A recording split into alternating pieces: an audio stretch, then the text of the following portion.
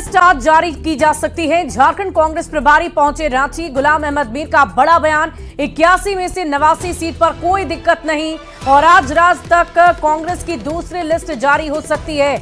Alliance की औपचारिक घोषणा भी जल्द होगी, ऐसा कांग्रेस बता रही। गुलाम अहमद मीर का बड़ा बयान सामने आया, 81 में से 89 सीटों पर कोई दिक्कत नहीं आ रही। आज रात तक कांग्रेस की दूसरी लिस्ट भी जारी हो जाएगी। अलायंस की औपचारिक घोषणा भी जल्द होने की संभावना है। तो इस वक्त की बड़ी खबर आपको बता रहे हैं, गुलाम अहमद मीर का बड़ा बयान सामने आया है। इससे पहले भी उन्होंने कांग्रेस कितनी सीटों पर लड़ाई लड़ेगी इसको लेकर अपना बयान दिया था और इसी बीच उन्होंने कहा है कि अब दूसरी लिस्ट भी जल्द जारी कर दी जाएगी। तो देख लिया होगा, दूसरे लिस्ट में 2 क्वेरीज थी और वो मेरे ख्याल से आज दोपहर तक पूरा हो जाएगा ग्राउंड इंफॉर्मेशन। कुछ तो आज लेट शाम तक आएंगे, कुछ कल तक आएंगे। सर, सीट को लेकर जैसा उस दिन घोषणा हुआ 70 सीटों पर सहमति बनी, बचे हुए को लेकर अब तक आधिकारिक घोषणा नहीं है। वो भी हो जाएगा, होते जा रही है, आधिकारिक हो जाएगा, उसमें कोई परेशानी की बात नहीं है। और मेरे ख्याल से कुछ सीटों पर तो सहमति होगी, कुछ सीटों पर हो सकता है कुछ हमारे नए मेहमान अपने हिसाब से लड़ना चाहते हैं, तो उसमें भी कोई दिक्कत नहीं। 81 से में से 79 सीटों पर आपको किसी तरह का अनुवाद नहीं मिलेगा, बट 1-2 सीटों पर अभी कश्मकश है, उसमें मनाने की नंबर गेम क्या है सर? कितने सीटों जब 81 निकलेगा आप देखोगे। वहीं गढ़वा से बीजेपी प्रत्याशी सत्येंद्र नाथ तिवारी ने नामांकन दर्ज करा दिया है। नामांकन में केंद्रीय मंत्री और झारखंड बीजेपी के चुनाव प्रभारी शिवराज सिंह चौहान भी शामिल हुए। नामांकन के बाद रामा साहू मैदान में हुई विशाल जनसभा में शिवराज सिंह चौहान ने हेमंत सरकार में भ्रष्टाचार की गंगा बहने का आरोप लगा दिया और राज्य में विधि व्यवस्था की स्थिति पर भी गंभीर सवाल उठाए।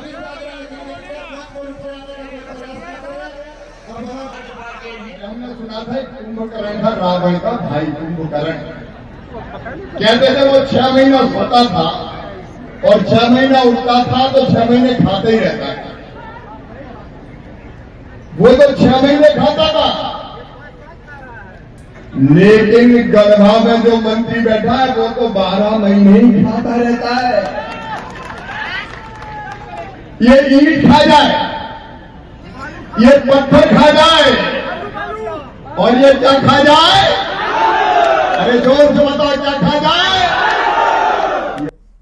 और झारखंड चुनाव से जुड़ी इस वक्त की बड़ी खबर आ रही है। हिंदुस्तानी आवाम मोर्चा ने लिस्ट जारी कर दी। 8 उम्मीदवारों की लिस्ट जारी हो चुकी है। चतरा से मनोज भुइयां, मनिका से अतुल कुमार सिंह, लातेहार से उपेंद्र भुइयां, डाल्टनगंज से अजीमुद्दीन अंसारी, विश्रामपुर से विनीत कुमार, छतरपुर से अनिल मांझी, हुसैनाबाद से सुभद्रा देवी को टिकट दिया गया है। हम प्रदेश अध्यक्ष सुशील कुमार ने इस बाबत पूरी जानकारी दी है। तो इस वक्त की बड़ी खबर आपको बता रहे हैं, हम की तरफ से उम्मीदवारों का लिस्ट जारी कर दिया गया है। हिंदुस्तानी आवाम मोर्चा ने अपने 8 सीटों के लिए उम्मीदवारों का चयन कर लिया है, उनकी लिस्ट भी जारी कर दी है।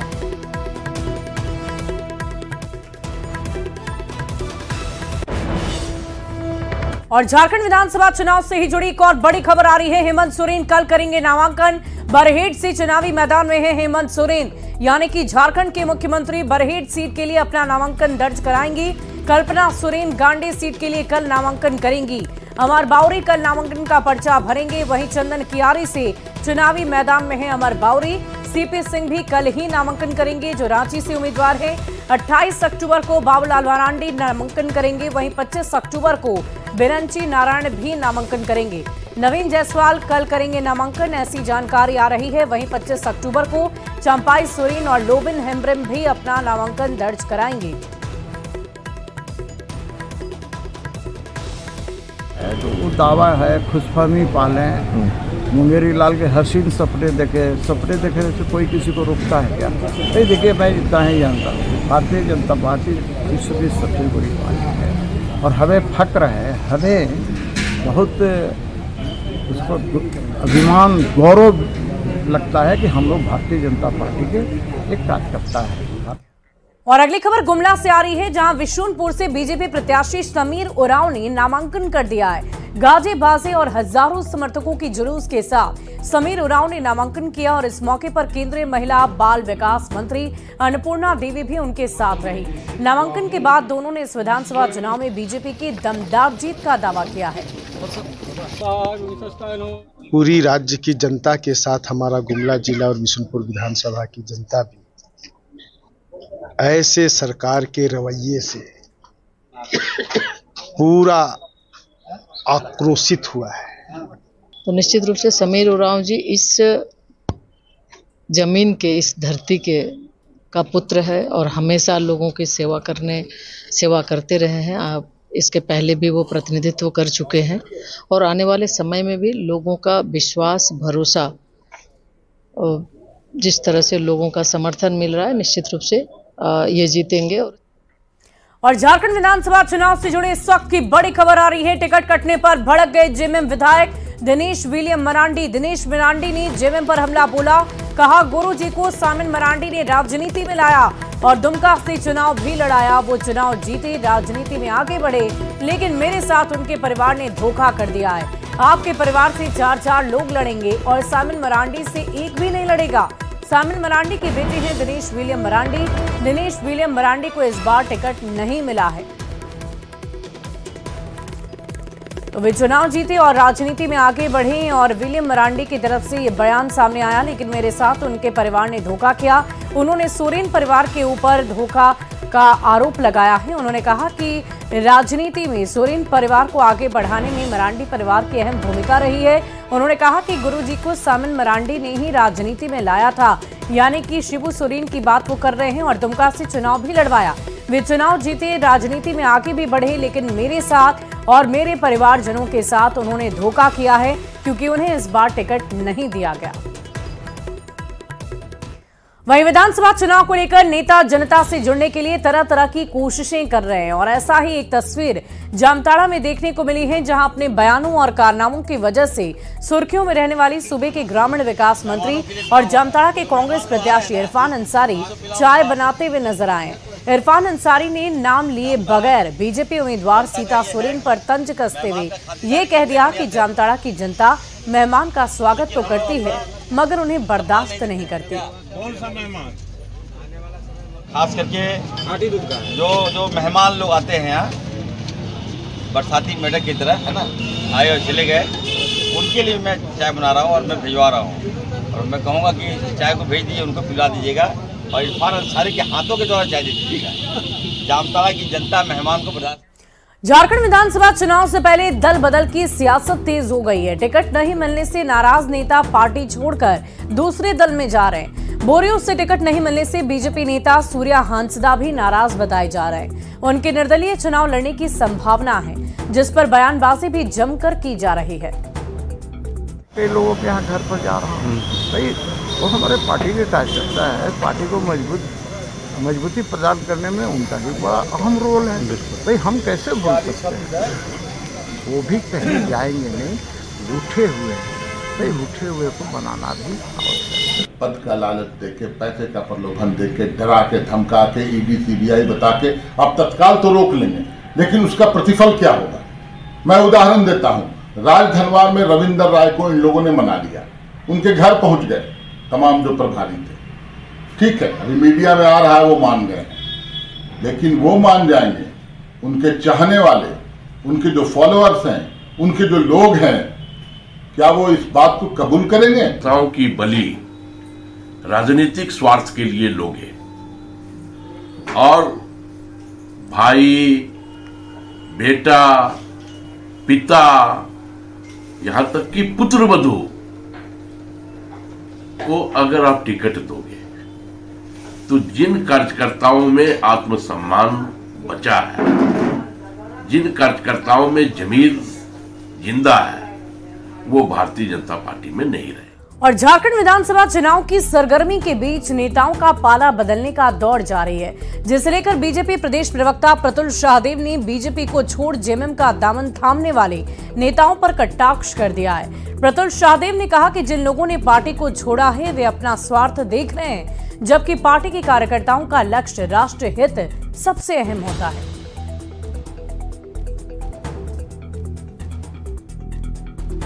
आधारित पार्टी है, 9 करोड़ कार्यकर्ता हैं, उसमें अगर 2, 4, 5 नेता इधर उधर चले जाते तो कोई हमें फर्क नहीं पड़ता। हमने अंतिम समय तक मनाने की कोशिश की, लेकिन अगर किसी का लक्ष्य स्वहित हो, राष्ट्रहित नहीं हो, राज्यहित नहीं हो, तो फिर उसको तो कौन जाने वाले को रोक सकता है। और ऐसे भी कहते हैं ना, दिवाली का समय है, कुछ सफाई उफाई भी हो गई, हमारे यहाँ रंगाई पुताई चल रही थी। और बीजेपी छोड़ जेएमएम में शामिल होने वाले नेताओं पर बीजेपी की टिप्पणी पर जेएमएम सांसद महुआ मांझी ने आपत्ति जताई है। महुआ मांझी ने बीजेपी को 7 महीने पहले हुए लोकसभा चुनाव की याद दिला दी, जिसमें उन्होंने जेएमएम कांग्रेस की 3 महिला उम्मीदवारों को टिकट दिया था। आपको पता होगा कि लोकसभा चुनाव में बीजेपी ने 3 महिलाओं को टिकट दिया झारखंड से। बीजेपी अपने आप को दुनिया की सबसे बड़ी पार्टी कहती है, सबसे अधिक महिला कार्यकर्ता भी उनके पास है। तीनों महिला नेत्री जो हैं, वरिष्ठ नेत्री, वो एक जेएमएम की थी, एक कांग्रेस की थी और एक राजद की थी। तो आप बताइए कि बीजेपी के से अगर कोई हमारे यहाँ आए तो वो गंदगी है, और यहाँ से कोई जाए तो वो क्या है। इस तरह की भाषा का इस्तेमाल नहीं करना चाहिए। और रामगढ़ से बड़ी खबर आ रही है, गैंगस्टर अमन साहू कर रहे चुनाव लड़ने की तैयारी। जेल में बंद गैंगस्टर अमन साहू के लिए नामांकन पत्र खरीदा गया है। अमन की मां ने उनके लिए नामांकन पत्र खरीदा है। बड़कागांव विधानसभा क्षेत्र से चुनाव लड़ने की तैयारी कर रहे हैं अमन साहू। उनकी मां की तरफ से फिलहाल नामांकन पत्र खरीद लिया गया है। आपको बता दें कि अमन साहू इस वक्त जेल में सजा काट रहे हैं।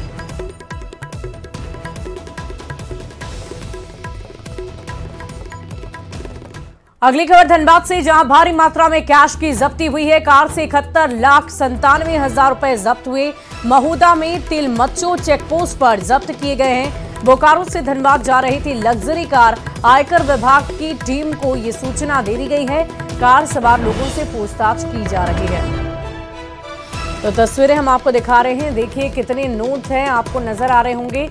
ये सभी एक लग्जरी कार से बरामद किए गए हैं, जिसमें कुछ लोग भी सवार थे, जिनसे पूछा जा रहा है कि आखिर ये नोट कहां से आए, कहां ले जाए जा रहे थे।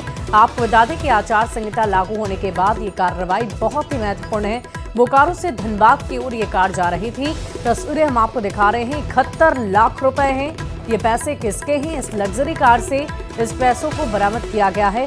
बागवाड़ा एसडीपीओ भी मौके पर पहुंची और फिलहाल इस पूरे मामले की जांच पड़ताल जारी है।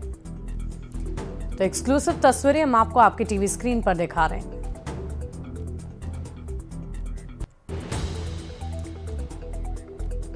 तो कार से 71,97,000 रुपए जब्त किए गए हैं। आप नोटों की गड्डियों को देखकर अंदेशा लगा सकते हैं कि ये पैसे कितने ज्यादा हैं। और इसी लग्जरी कार से इस नोटों के जखीरे को बरामद किया गया है, जिसे आप टेबल पर रखा हुआ देख पा रहे होंगे। पुलिसकर्मियों की तरफ से ये बड़ी कार्रवाई की गई है। आचार संहिता लागू होने के बाद जो तस्वीरें इस वक्त आप देख पा रहे हैं, बोकारो से धनबाद की ओर इस गाड़ी को ले जाया जा रहा था।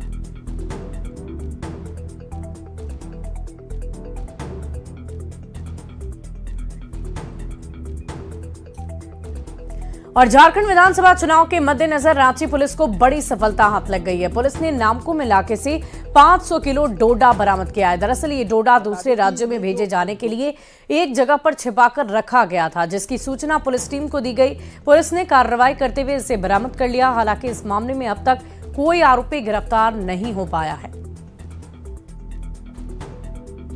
के दरमियान रांची पुलिस प्रशासन जो है वो पूरी तरह से वैसे तत्वों के खिलाफ जुटी हुई है और लगातार उनके खिलाफ मुहिम चला रही है, जो कहीं न कहीं चुनाव कार्यों को प्रभावित कर सकते हैं। खासतौर से धनबल का इस्तेमाल हो या फिर जो नशे के सौदागर हो, उन पर अंकुश लगाना, तमाम चीजों को लेकर रांची पुलिस प्रशासन के द्वारा कार्रवाई की जा रही है। और इसी फहरिस्त में एक बड़ी नशे की खेप जो है वो नामकुम इलाके में बरामद की गई है। बता दें कि ये जो डोडा है ये करीब 500 केजी डोडा है, करीब 5 क्विंटल डोडा है, जिसे कि पुलिस ने गुप्त सूचना के आधार पर बरामद किया गया है। इसे एक जगह इकट्ठा करके रखा गया था। हालांकि उसकी सूचना जो है पुलिस प्रशासन को समय रहते मिल गई, जिसके बाद ये पूरी कार्रवाई की गई। बता दें कि जो नामकुम का पूरा इलाका है, इसका इस्तेमाल, इसके रूट लाइन का इस्तेमाल जो है वो नशे के सौदागर किया करते हैं और इसी रूट लाइन से होकर जो नशे के सामान है वो हरियाणा, राजस्थान जैसे तमाम इलाकों में जाते हैं।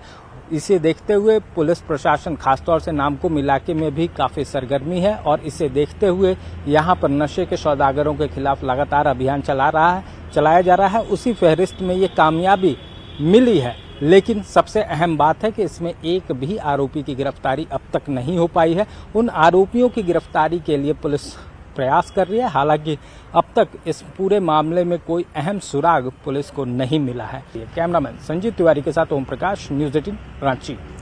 राजधानी रांची से एक बड़ी खबर का रुख करेंगे। तबाही मचाने आ रहा चक्रवाती तूफान डाना, झारखंड में मौसम विभाग की तरफ से अलर्ट जारी किया गया है। रांची में आज से डाना का असर दिखेगा। 40 से 50 किलोमीटर की रफ्तार से हवा चलेगी। ठनका गिरने का भी अलर्ट जारी कर दिया गया है। 26 अक्टूबर तक डाना का असर रहेगा। मौसम विभाग की तरफ से ऐसी जानकारी दी जा रही है। आम लोगों को भी सतर्क और सावधान रहने के लिए कहा गया है। झारखंड का जो पूरा पूर्वी भाग है वहां पे गर्जन वज्रपात की स्थिति देखने को मिल सकती है और 23 तारीख शाम से ही आप देखेंगे कि झारखंड में बादल आने लगे हैं और खासकर पूर्वी भाग में बारिश के साथ में गर्जन